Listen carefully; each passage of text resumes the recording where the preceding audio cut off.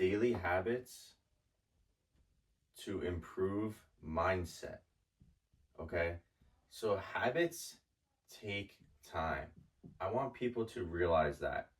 Okay. It takes time and consistency to build good habits, right? But I will go over today the daily habits that I've incorporated in my day to day or starting to incorporate more often that helped improve my mindset and just my overall well being. Okay. So, number one is going to be stop scrolling on your phone before anything, or stop scrolling your phone when you wake up. Okay. That is going to cause a dopamine spike and also could help you, it might cause you to reduce your focus throughout the day and also increase the chance of stress, right when you first wake up. So stop scrolling when you first wake up. Put some cold water on your face or hop in the shower, brush your teeth, move around, get sunlight, right, instead, as much as you possibly can. Okay. Another thing is going to be is stop replaying the worst case scenario, right? Stop negative thoughts if you can, right? I know it's not easy, right? And it takes time, but you need to stop thinking about negative thoughts, right, throughout the day, and stop thinking about the worst case scenario. Like, you have to think about if it can actually work out. Like, will this plan actually work out? Or what if it does work out? Imagine how much you would feel. Put positive, right? Manifestation is actually key, right? And I believe in manifestation, right? If you continue to put in the work and you continue to work hard 1% better every day, you will start seeing some results, right? Number three is going to be getting movement, right? So, like I said earlier, with like getting sunlight, if you have 10 minutes in the morning right before work, go out for some sunlight, walk a couple times around the block or walk around your apartment complex, for example, right? Just getting movement for 10 to 15 minutes, right? It sets up the rest of the day, it gets your body warmed up and everything, but also clears out your head, like clears out your mindset, right? So that will help improve mindset. And number four is practicing gratitude. Okay, practicing gratitude. So this will be key, right? Just thankful of what you have going on now, right? What do you currently have going on in your life? What are you thankful for? How far have you come with your journey, right?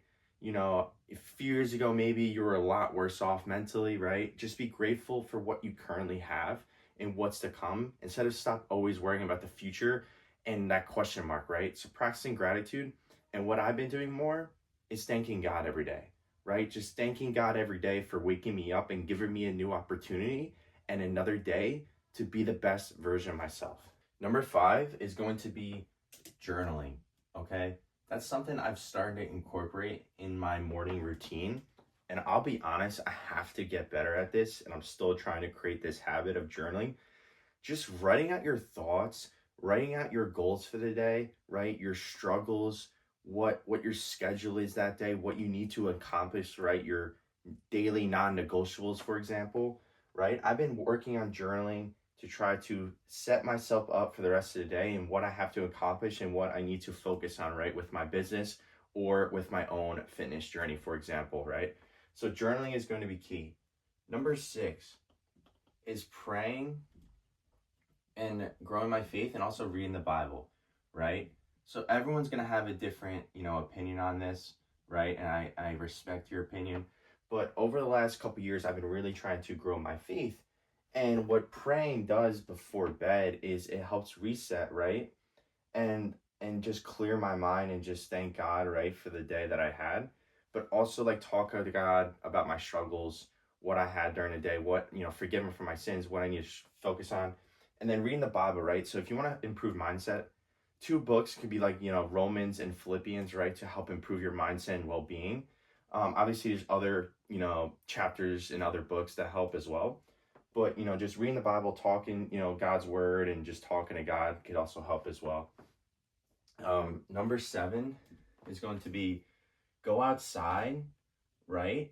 But when I say go outside, I mean off your phone, right? No screen time. Go outside, sit in your backyard for 15, 20 minutes, walk on the trail, right? Go to a park, just sit on the bench, just take in all in, nature, go to the beach, sit by the ocean, no phone, right? Off your screen. What this is going to do is help, clear out your thoughts, right? Take your mind off what you have going on during your life, like whether it's good or bad times, and just have a good reset, right? It's always good to have just a reset, right? In order to set yourself up for the rest of the week if you have, struggles or things that you need to take care of. Number 8, okay? Number 8 is going to be, reading before bed, right? So reading before bed.